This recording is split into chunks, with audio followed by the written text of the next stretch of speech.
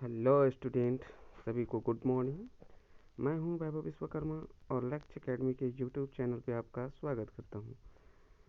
तो जैसा कि हम लोग कार्बन एंड इट्स कंपाउंड को पढ़ रहे थे, तो इसका आज पार्ट 3 हम लोग पढ़ने वाले हैं। इससे पहले हमने पार्ट 1 और पार्ट 2 अपलोड कर दिए हैं। आप इसको इसके डिस्क्रिप्शन में जाकर इसके लिंक को पर टच करके देख सकते हैं। पार्ट 1 में हमने पढ़ा था कार्बन के इंट्रोडक्शन के बारे में, कोवैलेंट बॉन्ड को कैसे बनाता है, ऑक्टेट को कैसे पूरा करता है ना, और वर्सटाइल नेचर ऑफ कार्बन के बारे में पढ़ा था। ये सब वीडियो पार्ट 1 में है।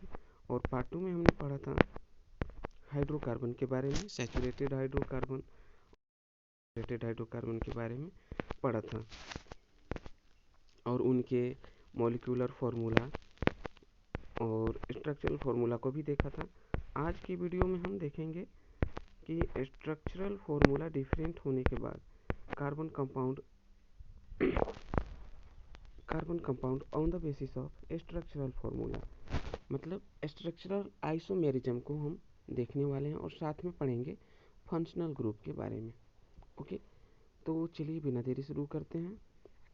सबसे पहले आपको बता दें कि स्ट्रक्चरल आइसोमेरिज्म होता क्या है। तो कंपाउंड हाइड्रोकार्बन्स होते हैं जो बहुत सारे कंपाउंड्स का मॉलिक्यूलर फार्मूला तो सेम होता है और उनके स्ट्रक्चर डिफरेंट डिफरेंट हो जाते हैं। और जब इस डिफरेंट स्ट्रक्चरल वाले मॉलिक्यूल्स को हम आइसोमर बोलते हैं और इस फेनोमेनन को हम स्ट्रक्चरल आइसोमेरिज्म बोलते हैं। चलिए आपको बता दें कि स्ट्रक्चरल आइसोमेरिज्म में आप देख पाएंगे स्ट्रेट चेन मॉलिक्यूल को देख पाएंगे और साथ में आप देख पाएंगे आगे कि स्ट्रक्चरल आइसोमेरिज्म में पहले तरीके का तो स्ट्रेट चेन बनता है, फिर बनता है ब्रांच चेन। स्ट्रेट चेन इस प्रकार से बनेगा। देखिए स्ट्रेट चेन मतलब इसमें क्या होंगे, कार्बन एक चेन के रूप में इस तरह से ज्वाइंट होगा। ओके, और ब्रांच चेन में देखेंगे हम लोग कि ब्रांच कैसे होते हैं। तो ब्रांच देखिए इस तरह का बनता है। ब्रांच में क्या होंगे, देखिए जैसे पेड़ों में शाखाएं निकली होती हैं, टहनियाँ निकली होती है ना पेड़ों में, उसी तरह से इसमें चेन बदल जाएंगे। अभी अभी यहाँ पे देखिए कि यहाँ पे नंबर ऑफ कार्बन तो सेम है, यहाँ पे भी 5 है, यहाँ पे भी 5 है, बट इसका चैन कुछ अलग दिख रहा है, इसका कुछ चैन अलग दिख रहा है। तो इस तरह में यहाँ पे ब्रांचेज दिख रहे हैं कि यहाँ पे एक कार्बन से सिर्फ 3 कार्बन जुड़े हुए हैं, यहाँ पे एक कार्बन से 4 कार्बन जुड़े हुए हैं। तो इस तरह से जो डिफरेंस होता है स्ट्रक्चर में, इसी को हम लोग कहते हैं स्ट्रक्चरल आइसोमेरिज्म। और इस तरह के मॉलिक्यूल को हम ब्रांच्ड मॉलिक्यूल्स बोलते हैं, ब्रांच्ड आइसोमर। ओके, चलिए एक एग्जांपल लेते हैं आइसोमर ऑफ पेंटेन की। देखिए पेंटेन, बात करें एल्कीन में तो मीथेन और इथेन में कोई आइसोमेरिज्म देखने को नहीं मिल पाता है, लेकिन ब्यूटेन पेंटेन में आप इस तरह के आइसोमेरिज्म को देख पाते हैं। यहाँ पे देखिए पेंटेन के ब्रांच आइसोमेरिज्म को हम दिखा पा रहे हैं यहाँ पे कि यहाँ पे तो एक लॉन्ग चेन बना हुआ है, एक चेन बना हुआ है जिसमें सभी कार्बन के बीच में क्या है, एक कार्बन क्या है दूसरे कार्बन से जुड़ा हुआ है। मतलब अगर बीच की बात करेंगे तो मैक्सिमम एक कार्बन 2 कार्बन से जुड़ा हुआ है ना। तो इस तरह के बनने वाले चेन को हम क्या बोलते हैं, एन पेंटेन। एन रिप्रेजेंट करता है नॉर्मल को। तो यह क्या है, पेंटेन का एक नॉर्मल चैन है। ठीक है, नॉर्मल स्ट्रक्चरल फॉर्मूला है, इसे हम बोलते हैं एन पेंटेन। बट यहाँ पे देखिए इसमें इसमें क्या है कि इसमें इस कार्बन के साथ 3 जुड़े हुए हैं। एक तो यहाँ पे जुड़ा है, एक इधर जुड़ा है और एक यहाँ पे जुड़ा हुआ है। तो जब एक कार्बन के साथ 3 कार्बन जुड़े होते हैं तो इस तरह से बनने वाले मॉलिक्यूल्स को, स्ट्रक्चर को हम कहते हैं आइसोपेंटेन। क्या बोलेंगे, आइसोपेंटेन बोलते हैं। यहाँ पे एक बात कॉमन है कि इसका भी मॉलिक्यूलर फार्मूला और इनका भी मॉलिक्यूलर फार्मूला सेम है, सिर्फ डिफरेंस है तो इनके स्ट्रक्चरल फार्मूले में।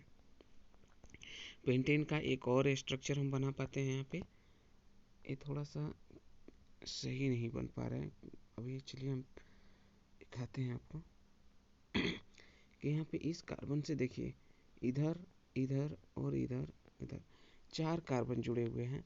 और जब एक ही कार्बन से 4 कार्बन जुड़ जाते हैं तो इसको हम लोग बोलते हैं neo pentane. Okay, neo represent मतलब एक से 4 जुड़ने को हम लोग बोलते हैं नियो पेंटेन। और कार्बन एक कार्बन 4 कार्बन से ज़्यादा काम मतलब 4 एटम से कंबाइन नहीं कर सकता है तो नियो से ज़्यादा नहीं बनेगा। ठीक है, तो इस तरह के ब्रांच आइसोमर हम देख पाते हैं।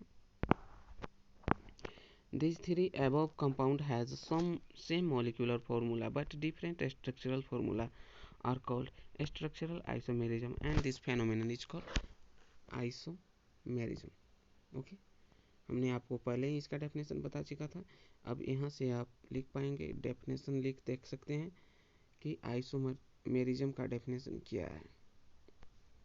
ठीक है, यहाँ पे क्या है, these three above compound has same molecular formula but different structure are called isomer and this phenomenon is called structural isomerism. I hope कि आप बात को समझ गए हैं। चलिए इसके थर्ड पार्ट जो भी है स्ट्रक्चरल आइसोमेरिज्म का, एक साइक्लिक टाइप का बनता है जिसको हम लोग रिंग भी लिखते हैं, रिंग। इसमें क्या होता है, एक क्लोज सर्कल बन जाते हैं। अब देखिए पेंटेन ही है, अब पेंटेन सॉरी यहाँ पे हेक्सेन है। अब यहाँ पे क्लोज सर्कल बन रहा है हेक्सेन के लिए, और ये है इस मॉलिक्यूल्स को अलग चीज़ है। यहाँ पे हेक्सेन है और ये है बेंजीन। यहाँ पे क्लोज बन रहा है सर्कल, इसलिए हम इसको साइक्लो हेक्सेन लिखेंगे। और बेंजीन के लिए ये अनसैचुरेटेड है, इसको तो बेंजीन लिखते ही हैं। और इसका स्ट्रक्चर आप इस प्रकार से ड्रॉ कर सकते हैं, देख पाते हैं किस प्रकार का इसका स्ट्रक्चर होता है। यह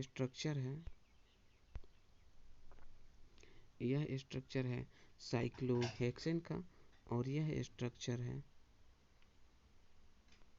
ये है बेंजीन का। ओके, चलिए आगे बढ़ते हैं। जैसे कि आपको बताए थे कि इसी पार्ट्स में हम लोग फंक्शनल ग्रुप के भी बारे में पढ़ेंगे। तो सबसे पहले हम देखेंगे कि फंक्शनल ग्रुप होता क्या है, आखिर यह क्या बोला है। Functional group, in hydrocarbon chain one or more hydrogen atom is replaced by other atom in accordance with their valency. These are heteroatoms. Okay, hydrocarbon के चैन में क्या होते हैं कि हाइड्रोजन को रिप्लेस भी किया जाता है अकॉर्डिंग टू देयर वैलेंसी, है ना। और जो पार्ट्स इसको रिप्लेस करते हैं उन्हीं को हम कहते हैं फंक्शनल ग्रुप।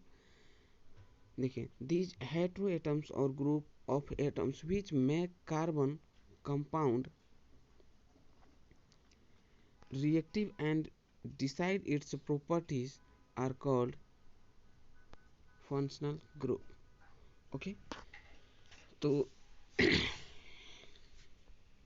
मतलब है कि कोई भी हाइड्रोकार्बन को रिप्लेस करने वाला हेटेरो एटम ही क्या कहलाता है, फंक्शनल ग्रुप कहलाता है। और ये फंक्शनल ग्रुप ऐसे होते हैं कि इसके प्रॉपर्टीज़ को क्या करते हैं, ये चेंज कर देते हैं, टोटल प्रॉपर्टी चेंज हो जाता है और ये रिएक्टिव हो जाते हैं। चलिए कुछ हेटेरो एटम्स को देखते हैं और उनको क्या बोलेंगे और उनके groups, formula of functional group क्या होता है, हम बारी बारी से देखेंगे। देखिए, अगर हेटेरो एटम्स इस तरह का है कि क्लोरीन और ब्रोमीन है ना, क्लोरीन, ब्रोमीन, आयोडीन, फ्लोरीन, इस तरह की चीज़ है, तो इसे हम हैलो बोलते हैं, इनको हैलो बोला जाता है। जैसे क्लोरीन के लिए आप क्लोरो लिखेंगे, ब्रोमीन के लिए ब्रोमो, आयोडीन के लिए आयोडो, फ्लोरीन के लिए फ्लोरो, और रिप्रेजेंट करेंगे इस तरह से। यहाँ पे इनके सामने सिंगल बॉन्ड दिखाया गया है, मतलब यह एक ही हाइड्रोजन को रिप्लेस करते हैं। ओके, ऑक्सीजन अगर रहेगा हेटेरो एटम्स में क्या हो जाए, ऑक्सीजन आ जाए, तो ऑक्सीजन आ जाएगा। तो इसके लिए देखिए फंक्शनल ग्रुप अल्कोहल बनता है, अल्डिहाइड बनता है और कीटोन बनता है। तो अल्कोहल के लिए एल्कोहल का के लिए OH लगाते हैं और यहाँ पे CHO, इसको आप ऐसे भी देख पाते हैं, लिख पाते हैं। थोड़ा सा मिस्टेक हो गया था।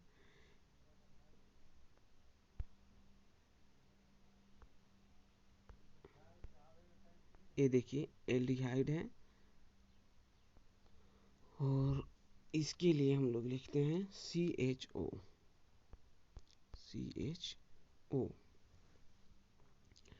आगे देखेंगे कीटोन को। यहाँ पे देखिए कीटोन है ये। इसके लिए इस तरह से रिप्रेजेंट किया जाता है कि एक कार्बन डबल बॉन्डेड ऑक्सीजन होता है और साथ में यह कार्बन दोनों तरफ से जुड़ता है। तो मतलब ये 2 हाइड्रोकार्बन को रिप्लेस करेगा और जब भी ऐड होगा चैन के बीच में ऐड होता है। ठीक है। आगे ऑक्सीजन से ही रिलेटेड, ऑक्सीजन जिसमें हो उसको हम लेके एक और होता है कार्बोक्सिलिक एसिड और इसके लिए होता है CHO, COOH, जिसमें एक कार्बन के साथ डबल बॉन्डेड ऑक्सीजन और सिंगल बॉन्ड हाइड्रोक्साइड आयन जुड़ा होता है। ओके, यहाँ पे है डबल बॉन्ड और ट्रिपल बॉन्ड। तो आप इसको फंक्शनल ग्रुप ऑफ हेटेरोएटम को आप क्या कर सकते हैं, स्क्रीनशॉट ले सकते हैं। आई होप कि आपको समझ में आ गया होगा। अगर समझ में नहीं आता है